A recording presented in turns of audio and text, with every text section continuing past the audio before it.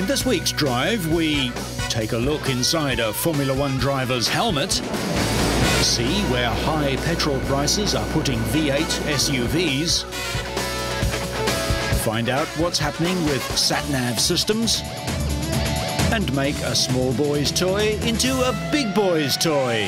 All this and more in this week's Drive.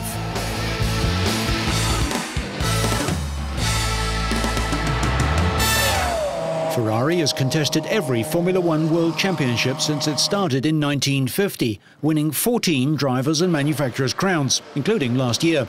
But things change fast in F1, and Ferrari are scrabbling to stay competitive after some aerodynamic rule changes. This season, for us and also for the other teams, after a regulation change, you have a very aggressive and steep development program. The regulation change was made, obviously, to slow the cars down. But as a group of engineers, it gives us a very nice, fresh challenge to try and recover as much of that change as possible. So what we are doing is we are trying to update the car, ideally for every race, with new components to try and get back to at least the level that we had in terms of aerodynamic performance last year. It is an interesting battle, both on the track and also in everyone's wind tunnel. The race to develop new parts and find an advantage is very intense. It can only be one of very little compromise. You are after performance in the best possible way, but the aggression and the development rate is really impressive in terms of the amount of parts we test, the amount of hours we run in the wind tunnel, but also in terms of credit to the full-scale production people, the amount of parts we change and how often on the full-scale car. After 10 years of 3-litre V10 engines, next year the teams will all run 2.4-litre V8s, making the cars slower and, in theory, safer. Yes, we have done some early sessions in evaluating some of the packaging constraints that will change. So we have the new V8 engine for next year, and we have to evaluate some of the fundamental layout of the car to try and make sure we make the initial steps correct for the ongoing development. But yes, we're already well on the way to developing next year's car. But by now, we know that the red cars won't wear the champion's #1 next year. Any racing driver's helmet is his single most important piece of safety equipment. Made of a mix of different materials, the modern helmet provides the greatest possible strength at the lowest possible weight. Formula One helmets are naturally very different from normal crash helmets. The sport's governing body, the FIA, has brought in a new standard that subjects these helmets to some very tough tests, which of course they have to pass.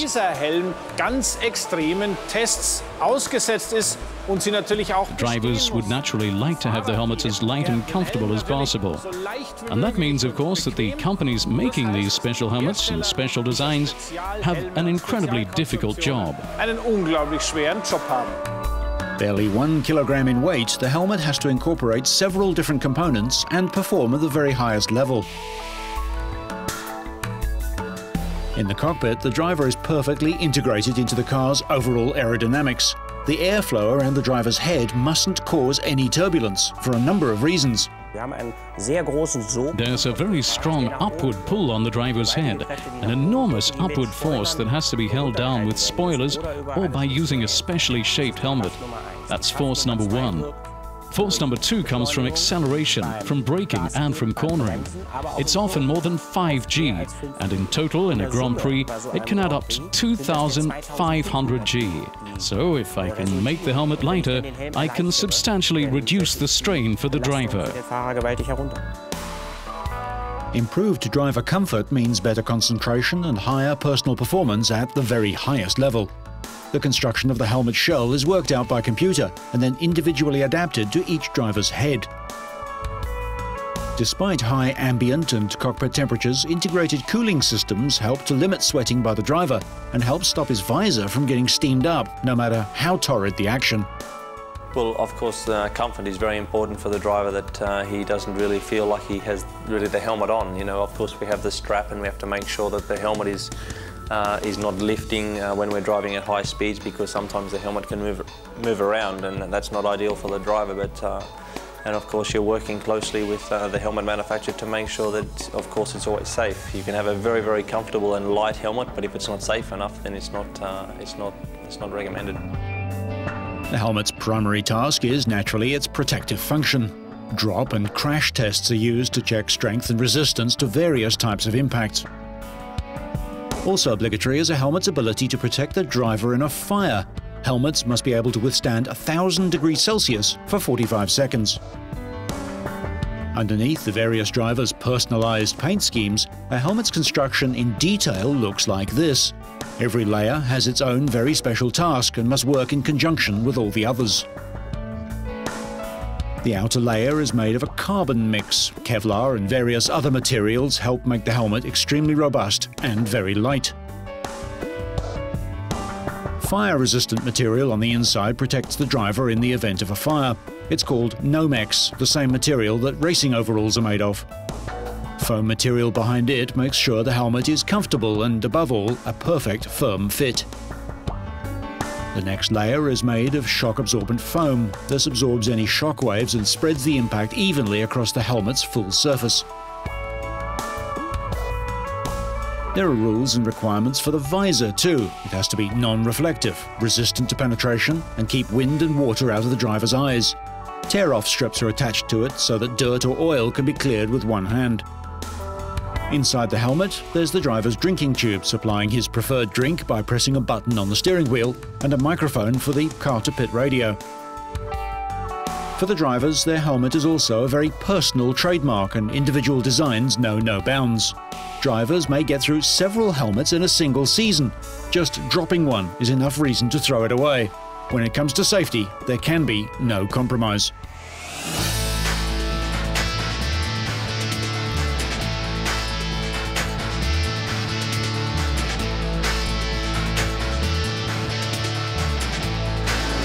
We go now to the ancient English town of Winchester, the testbed for a 21st century experiment in cleaner transport. This ordinary-looking bus pumps out of its exhaust a fraction of the polluting chemicals of a normal bus, thanks to a special additive in the engine. The European Union have set a new standard for exhaust emissions, which comes into effect in September 2006. We're hoping to achieve that, which is a reduction, I think, of about 70% in normal nitrous oxide levels. So it's very big, very substantial. And not only that, the initial tests suggest that we will also get something like a 5% improvement in fuel economy.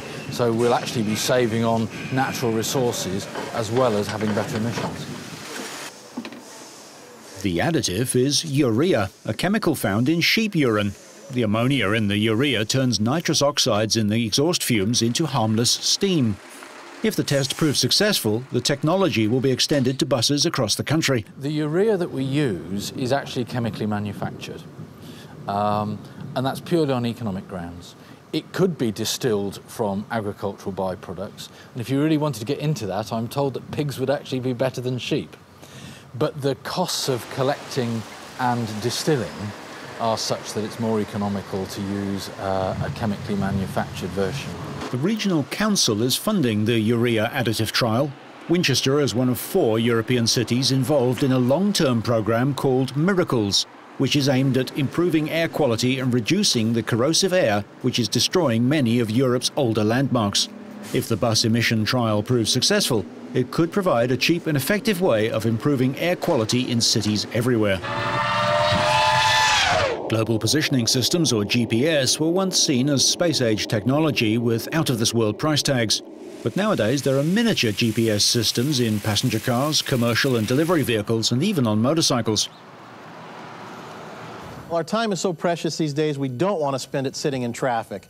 And some of the new navigation systems that are becoming so affordable, now you can buy a handheld navigation system for around $100. So people use them in their boats when they go camping and when they want to find where they've been on a great road trip. Accurate to within a few meters and at a fraction of the price of just a few years ago, what makes navigation systems more attractive to consumers these days is how adaptable they've become and how much technology is packed into a tiny space.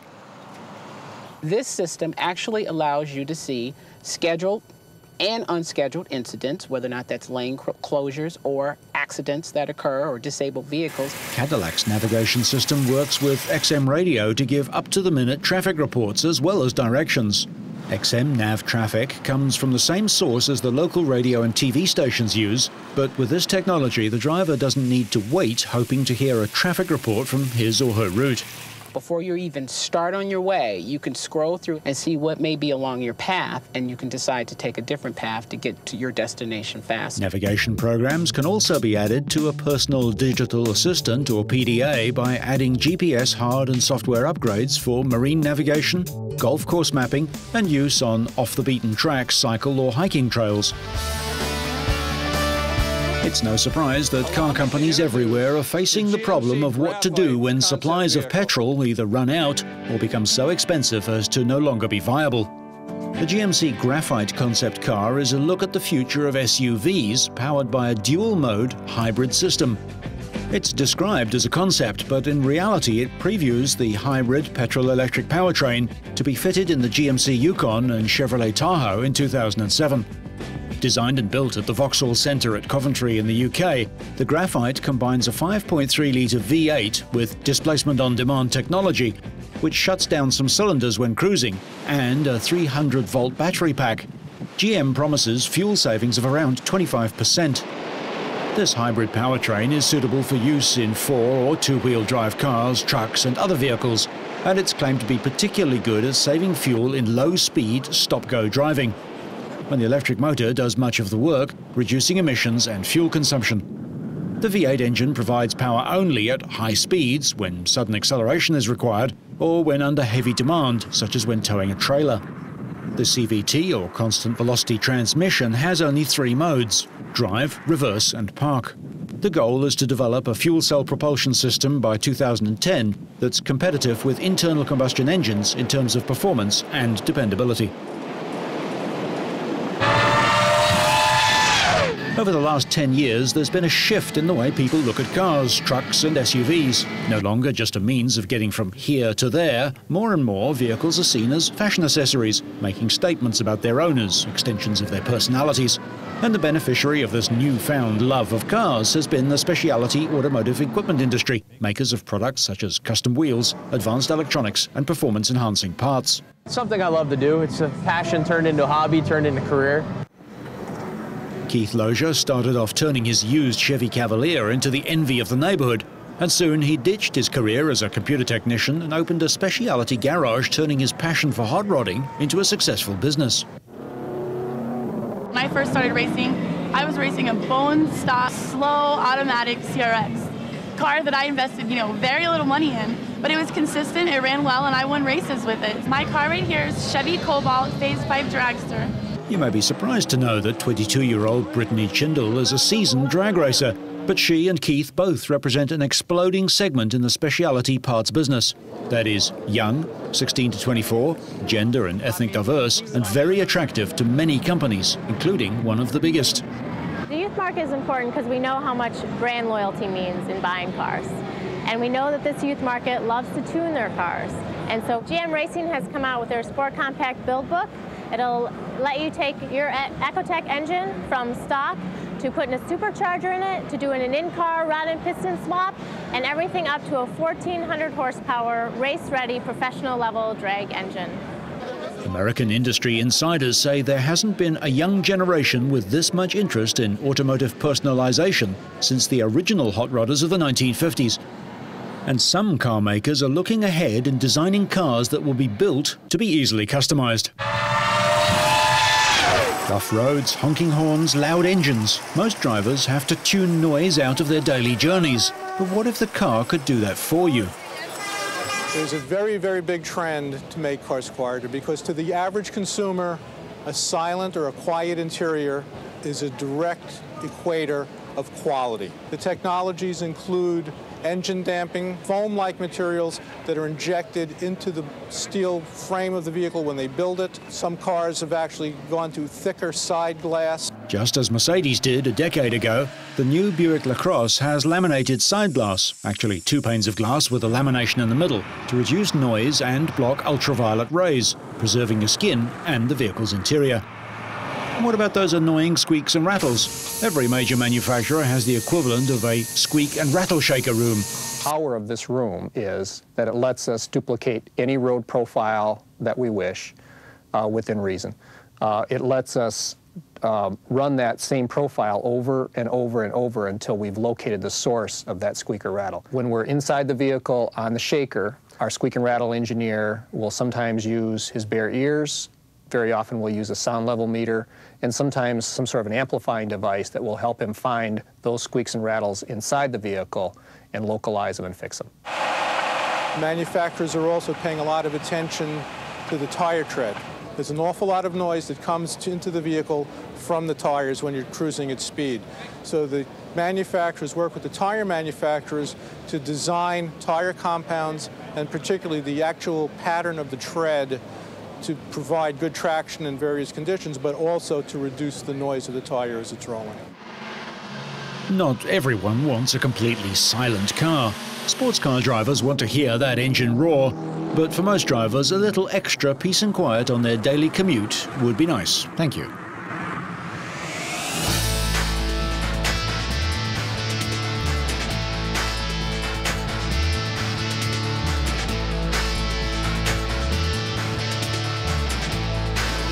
Although their origins stir controversy across the region, one thing is for sure. Falafel, the little chickpea fritters so beloved around the eastern Mediterranean, are serving up more than just a tasty snack. Forget 98-octane petrol. Falafel power is here as an Israeli environmentalist turns the favorite Middle Eastern snack into vehicle fuel. Falafel oil is the most abundant oil in Israel. Israelis love their falafel, and all of us eat lots of it. Therefore, falafel shops and falafel stalls are the main source of used cooking oil. It's the cheapest feedstock we could use for making biodiesel. It's a very good feedstock. Hopefully, most of the falafels change their oil frequently enough so we can have good oil for good biodiesel. And it's a national pride. People love this car and love this idea because it also connects them to the falafel, which is our national food. Israeli scientist Oren Biger says biodiesel is the perfect solution in Israel, which has no natural oil reserves of its own and is not supplied by many Arab countries who refuse to deal with the Jewish state. Here in the Jewish state, we have even a further problem because the oil is mainly owned by our enemies or by countries who don't want to make peace with us. And biodiesel can be grown locally. It's very, very clean burning. It doesn't pollute the earth or the water in case it spills. And it's easy to do at home without being dependent on big companies, big corporates. Biger says the oil used to cook falafel is the cheapest and most convenient way to produce environmentally friendly fuel in Israel.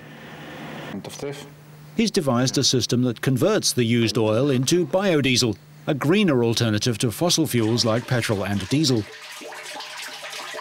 Biodiesel can be made from a variety of oils and fats, but has similar combustion properties to petroleum diesel, which means it can be used in most current car engines.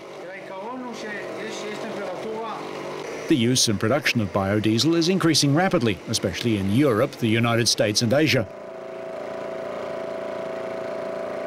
However, it still makes up only a small proportion of fuel sold due to the high costs of biodiesel production compared to traditional fuels.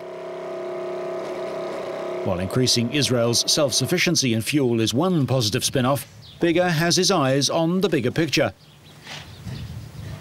A cleaner, greener world where individuals can address their own energy needs while enjoying a tasty snack. Since the rebirth of the Chrysler Hemi engine, it's become a brand within a brand, powering Chrysler, Jeep and Dodge vehicles. In celebration of the legendary engine, Chrysler launched a contest asking the question, if you could use the 5.7-litre V8 in anything, what would it be? The What Can You Hemi contest was a great new idea that we went out to everybody in the US and Canada, and we basically said, now if you had the opportunity to put a Hemi engine in anything you wanted to do, the coolest idea, the most off-the-wall, out-of-the-box thinking, what would you do? Contestants had to submit their idea in a brief essay and support it with a sketch. More than 360 aspiring inventors submitted their wildest ideas before the deadline. The top 5 ideas were turned from sketches into the real thing, complete with brand new engines created by technicians normally working on concept cars at Chrysler's headquarters in Michigan. Well, today it's my privilege to show you a Hemi engine as you've never seen it before. You'll see ingenuity, creativity, and gas in the veins enthusiasm at work when we unveil 5 amazing inventions that all resulted from the What Can You Hemi contest. It's the Hemi snowblower. Okay, let's pull the cover off of this thing. In snowy North America, just keeping the area near the house clear enough to walk around can be an irksome daily chore for months. Not anymore. When they announced the contest, I was looking out the window, it was snowing, and I thought, when I get home tonight, I'm going to have to shovel the driveway again. The light bulb went on, and I said, you know, a Hemi on a snowblower, so that this would be a lot quicker thing to do. So they built the invention. They did a fantastic job. It's bigger than my driveway, I think. And, you know, with the 5.7 liter Hemi on it, I think I ought to be able to throw the snow into the next block. So let's pull the cover off and take a look at the Hemi Go Round. This fairground ride will appeal to kids of all ages. The engine spins the turntable at 8 RPM, while most carousels only do about 4 or 5. Well, you see the merry-go-rounds and carousels at theme parks and stuff, and they're always kind of boring, and there's nothing on them for adults, so I figured we'd power it up with a Hemi and make it more exciting for everybody. Let's pull the silk off here of the Hemi on ice. The propane-powered engine of this ice resurfacer has been replaced with a Hemi, pumped up with some Mopar performance headers and a baller exhaust system, and customized with a Dodge Viper seat for the operator. So let's hear it. Let's...